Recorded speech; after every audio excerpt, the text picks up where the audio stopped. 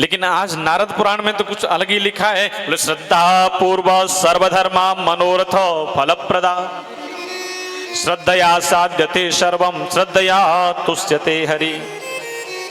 बोले भगवान या ब्रह्म जो है वो केवल और केवल श्रद्धा से और भक्ति से आपके वश में हो सकता है, अन्यथा किसी की सामर्थ्य नहीं है कि उसे कोई वश में कर ले। और लोग भक्त लोग गाते हैं, बोले भगत के वश में है भगवान। भक्त चाहे तो भगवान को कहीं पुकार सकता है, कहीं बिठा सकता है, कहीं कुछ भी खिला सकता है। आपने कथा सुनी होगी जो राजस्थान की कर्मा बाई, करमित बाई, भक्तमाल में सुंदर कथा आती है। उसके पिता भगवान की सेवा करते थे। एक दिन किसी काम के लिए उन्हें बाहर जाना पड़ा। उन्होंने कहा बोले भगवान को साथ क्या ले जाऊंगा, कहां तक लेके जाऊंगा। आज अपनी बेटी से कहा बोले बेटी 2 दिन की सेवा तू कर देना। बेटी ना बल्कि बोले क्यों नहीं, बोले कैसे कैसे करनी है। तो बोले अबोध बेटी बड़ी सुंदर। उसने कहा बोले कोई नहीं बाबा आप जाओ, मैं भगवान की सेवा कर दूं। बोले कुछ नहीं बेटा, भगवान को नहलाना धुलाना बिठाना, वस्त्र पहनाना, तिलक लगाना, आरती जला के रख देना, और जो कुछ प्रसाद में बनाए उसको पहले भगवान को खिलाना, फिर स्वयं खाना। बेटी ने कहा बोले जी बाबा। आज जैसे ही बाबा तो चले गए, आज बेटी प्रातःकाल जगी, घर की साफ सफाई आदि की, स्वयं स्नान किया, फिर उसने भगवान को जगाया। और भगवान को जगाने के बाद फिर उन भगवान को नहलाया धुलाया, जैसे बाबा ने बताई वो पूरी विधि की। और विधि करने के बाद सुंदर वस्त्र पहनाए, फिर उसने उनके लिए खिचड़ी बनाई और उस खिचड़ी का भोग लगाया। भोग लगा के पर्दा बंद किया, लेकिन थोड़ी देर बाद फिर देखा खिचड़ी तो जैसी रखी थी वैसी रखी है। उसने कहा बोले अभी थोड़ा समय लगेगा, फिर पर्दा बंद किया, फिर थोड़ी देर हाथ जोड़ के बैठी, बोले प्रभु पाओ ना, और जब तक आप नहीं पाओगे ना तब तक मैं भी नहीं पाऊंगी, मैं भी नहीं खाऊंगी। घंटा हुआ, 2 घंटे हुए, 3 घंटे हुए, अब फिर पर्दा खोल के देखा फिर भी कुछ नहीं है, जैसी खिचड़ी रखी है वैसी रखी है।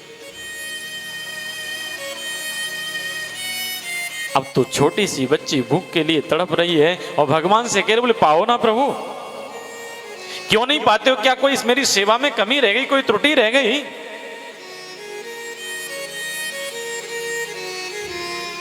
अब तो भगवान ने देखा, बोले ये तो बेटी जिद पे अड़ गई है, प्रसाद मुझे खिला के ही मानेगी।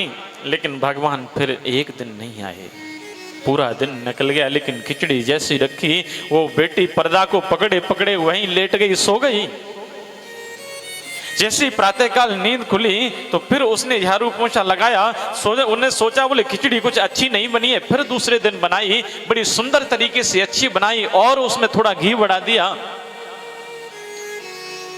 फिर भोग लगाया। बोले प्रभु आज तो पा लेना, अगर आपने नहीं पाया तो मैं भी नहीं पाऊंगी, जिद कर गई।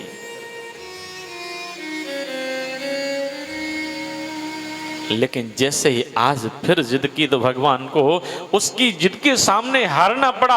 भगवान प्रकट हुए, भगवान ने कहा बोले बेटी मैं खिचड़ी खाने के लिए आ गया हूं। आज जैसी खिलाई और इसने अपने हाथ से खिलाई। अब तो 1 दिन हुआ, 2 दिन हुआ, जैसे ही प्रसादी बनाती भोग लगाती भगवान तुरंत आगते, बोले मैं पालूं तब ये पाएगी। और ये सिलसिला 5 दिन चला। बाबा जब लौट के आए पूछा, बोले बेटी ठीक ठीक सेवा चल रही है? बोले हाँ। बोले कैसे?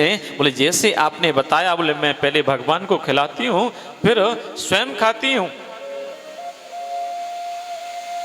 बोले क्या मतलब? बोले बापू आप तो कह रहे थे भगवान को जो भोग लगाए वही तू ले लेना, अब भगवान को भोग जो कटोरी में लगाती हूं उसमें कुछ बचता नहीं।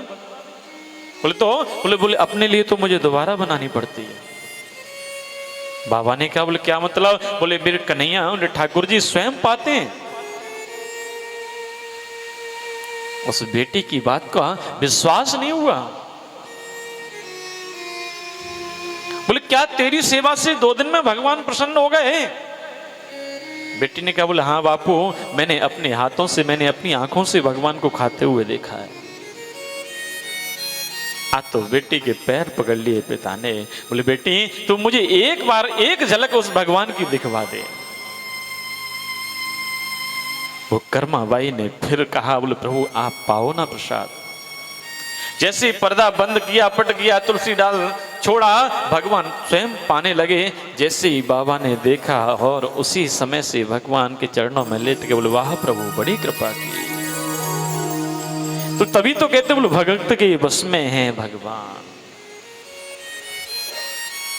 भक्त जैसे खिला देते हैं वैसे मेरे प्रभु खा लेते हैं। भक्त सुला दे तो सो जाते हैं और नहीं सुलाए तो पूरी रात्रि भर मुरलियां बजाते रहते हैं मेरे प्रभु।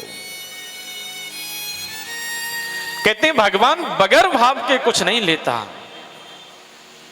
श्रद्धा पूर्व सर्वधर्मा, बोले पहले श्रद्धा हो, विश्वास हो, धर्म के अनुसार कार्य करें।